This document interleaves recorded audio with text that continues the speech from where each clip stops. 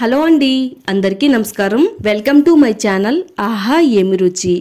ఈ రోజు మన వీడియోలో గోధుమ రవ్వ పాల పూరీలను చాలా తక్కువ టైంలో ఎలా తయారు చేసుకోవాలో చూపించబోతున్నానండి. ఈ గోధుమ రవ్వ పాల పూరీలు చాలా తక్కువ ఆయిల్ పీల్చుకుంటాయి. అలాగే ఇవి పొంగుతూ పూరీలన్నీ కూడా చాలా స్మూత్ గా వస్తాయండి. మరి గోధుమ రవ్వ పాల పూరీల్ని ఎలా తయారు చేసుకోవాలో చూసే ముందు మన ఛానల్లోకి ఎవరైనా కొత్తగా వచ్చినట్టయితే ఛానల్ని తప్పకుండా సబ్స్క్రైబ్ చేసుకోండి. అలాగే వీడియోని లైక్ చేయడం మాత్రం మర్చిపోవద్దు. ఇక మనం లేట్ చేయకుండా ఈ గోధుమ రవ్వ పాల పూరీల్ని ఎలా తయారు చేసుకోవాలంటే, ముందుగా ఒక కప్పుతో గోధుమ రవ్వని తీసుకోవాలండి. ఈ గోధుమ రవ్వని మిక్సీలో వేసుకుని మూత పెట్టేసుకుని ఈ రవ్వ అంతా కూడా మెత్తగా పిండి కింద మిక్సీ పట్టుకుందామండి. ఇలా మెత్తగా మిక్సీ పట్టుకున్న ఈ పిండిని వెడల్పుగా ఉండే ఒక గిన్నె తీసుకుని ఈ మిక్సీ పట్టుకున్న పిండిని గిన్నెలో వేసుకోవాలండి. తర్వాత ఇందులో ఒక అరకప్పు వరకు పాలను పోసుకోవాలి. ఏ కప్పుతో అయితే మనం పాలను పోసుకున్నామో అదే కప్పుతో ఒక అరకప్పు వరకు నీళ్ళను కూడా పోసుకోవాలండి. మొత్తం అంతా కూడా ఈ పాలల్లో ఈ గోధుమ పిండి అంతా కూడా కలిసేటట్టుగా బాగా కలిపేసుకుందాము. ఈ గోధుమ రవ్వ పిండి మొత్తం బాగా కలిసిపోయిన తర్వాత ఇది కొంచెం మనకి లూజ్ గానే ఉంటుందండి. అలాగని మరీ లూజ్ గా కలుపుకోకూడదు.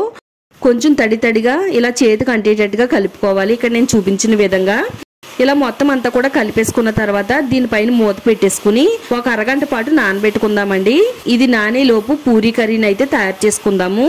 పూరీ కర్రీ తయారు చేసుకోవడానికి స్టవ్ పైన కడాయి పెట్టుకుని 1 టేబుల్ స్పూను ఆయిల్ వేసుకోవాలి.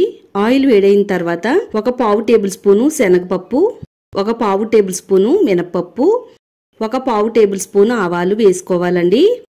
ఇవన్నీ కూడా లైట్ గా గోల్డ్ కలర్ లోకి వచ్చే వరకు ఆయిల్లో వేపుకున్న తర్వాత మీడియం సైజులో ఉండే ఉల్లిపాయని తీసుకుని సన్నగా పొడవుగా కట్ చేసుకున్న ముక్కల్ని ఆయిల్లో వేసుకుని వేపుకోవాలి.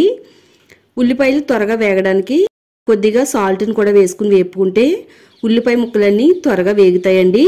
అలాగే సన్నగా పొడవుగా కట్ చేసి పెట్టుకున్న పచ్చిమిరపకాయ ముక్కలను కూడా ఒక 2 వేసుకోవాలి. ఉల్లిపాయ ముక్కలు అలాగే పచ్చిమిరపకాయ ముక్కలు బాగా వేగిన తర్వాత ఒక 1/2 టేబుల్ స్పూను అల్లం వెల్లుల్లి పేస్ట్ వేసుకోవాలండి. అల్లం వెల్లుల్లి పేస్ట్ బాగా వేగిన తర్వాత ఇప్పుడు మీడియం సైజులో ఉండే 2 టమాటా చిన్న ముక్కల కింద కట్ చేసుకుని వేసుకోవాలి. అలాగే కొద్దిగా కరివేపాకును కూడా వేసుకోవాలండి. ఇప్పుడు టమాటా ముక్కలు ఉల్లిపాయలు అన్ని కూడా ఆయిల్లో బాగా ఫ్రై అయిన తర్వాత 1/4 టేబుల్ స్పూన్ పసుపు అలాగే ఒక 1/2 టేబుల్ స్పూన్ కారం కూడా వేసుకుని మొత్తం అంతా కూడా బాగా కలిపేసుకోవాలి. చక్కగా అన్ని కూడా వేగిపోయిన తర్వాత ఇందులో ఒక 2 గ్లాసులు నీళ్లు పోసుకోవాలండి. ఈ నీళ్లలో కొద్దిగా సాల్ట్ సరిపోయిందో లేదో చూసుకోండి. రుచికి సరిపడినంత సాల్ట్ని ఇప్పుడు ఈ వాటర్లోనే వేసేసుకోవాలి. ఈ నీళ్లు మరిగేలోపు ఒక బౌల్ తీసుకుని అందులో ఒక 3 టేబుల్ స్పూన్లు శనగపిండి వేసుకోవాలి. అలాగే ఇందులో కొద్దిగా నీళ్లు కూడా పోసుకుని ఉండలేమి లేకుండా చక్కగా ఈ పిండిని అంతా కూడా కలిపేసుకోవాలండి. మరుగుతున్న నీళ్లలో ఈ కలుపుకున్న పిండిని వేసేసుకుని అంతా కూడా బాగా కలిపేసుకుందామండి ఉండలేమి లేకుండా. ఇలా మొత్తం అంతా కూడా బాగా కలిసిన తర్వాత ఇప్పుడు స్టవ్ ని మీడియం ఫ్లేమ్ లో పెట్టుకుని ఒక 5 నిమిషాల పాటు దీన్ని కుక్ చేసుకుంటే పూరీ కర్రీ అంతా కూడా దగ్గరగా అయిపోయి చక్కగా మంచి టేస్ట్ తో మనకి పూరీ కర్రీ అనేది రెడీ అయిపోతుందండి. ఒక 5 నిమిషాల పాటు బాగా కుక్ చేసిన తర్వాత ఇప్పుడు స్టవ్ ఆఫ్ చేసుకుని ఈ కర్రీని పక్కన పెట్టుకుందాము. ఇప్పుడు పూరీల్ని ఏ విధంగా తయారు చేసుకోవాలో చూద్దామండి. ఇప్పుడు అరగంట పాటు మనం గోధుమ రవ్వని నానబెట్టుకున్నాం కదండి. ఇప్పుడు ఈ గోధుమ రవ్వ ముద్దని ఒకసారి చేత్తో అంతా కూడా బాగా కలిపేసుకుందాము. ఈ గోధుమ రవ్వని బాగా కలిపిన తర్వాత ఇప్పుడు ఇందులో ఒక అరకప్పు వరకు గోధుమ పిండిని వేసుకోవాలండి.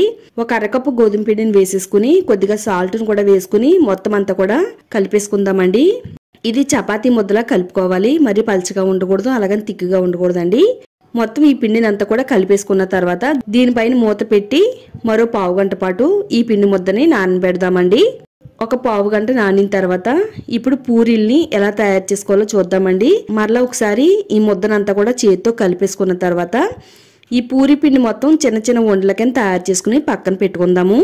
ఇప్పుడు పూరీ ఒత్తుకునే పీటను తీసుకుని దానిపైన కొద్దిగా గోధుమ పిండిని వేసుకుని ఇప్పుడు చిన్న చిన్న ఉండలా చేసుకున్న ఈ ముద్దల్ని ఈ గోధుమ పిండి అంటేటట్టుగా అప్లై చేసిన తర్వాత ఇప్పుడు పూరీ కర్ర తీసుకుని చక్కగా రౌండ్ గా పూరీల్ని ఒత్తుకుందామండి.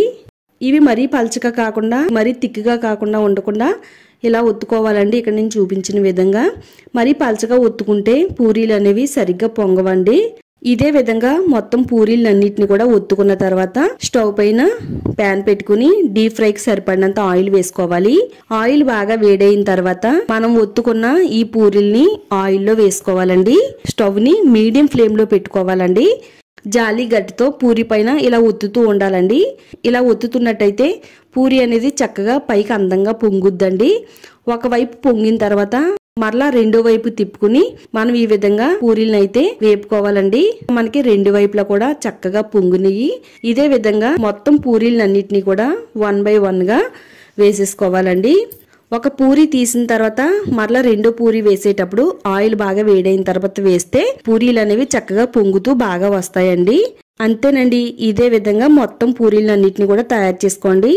ఎంతో టేస్టీగా ఉండే గోధుమ రవ్వ పూరీలు అయితే రెడీ అయిపోయినాయండి. ఇవి చాలా తక్కువ ఆయిల్ పీల్చుకుంటాయండి. అలాగే చాలా స్మూత్ గా వస్తాయి, రుచిగా కూడా ఉంటాయండి.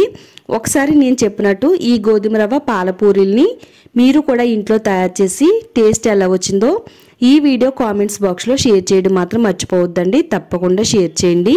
ఇలాంటి మరిన్ని రెసిపీస్ కోసం ఛానల్ని సబ్స్క్రైబ్ చేసుకోండి. అలాగే ఛానల్ని వాచ్ చేస్తూ ఉండండి. Thank you.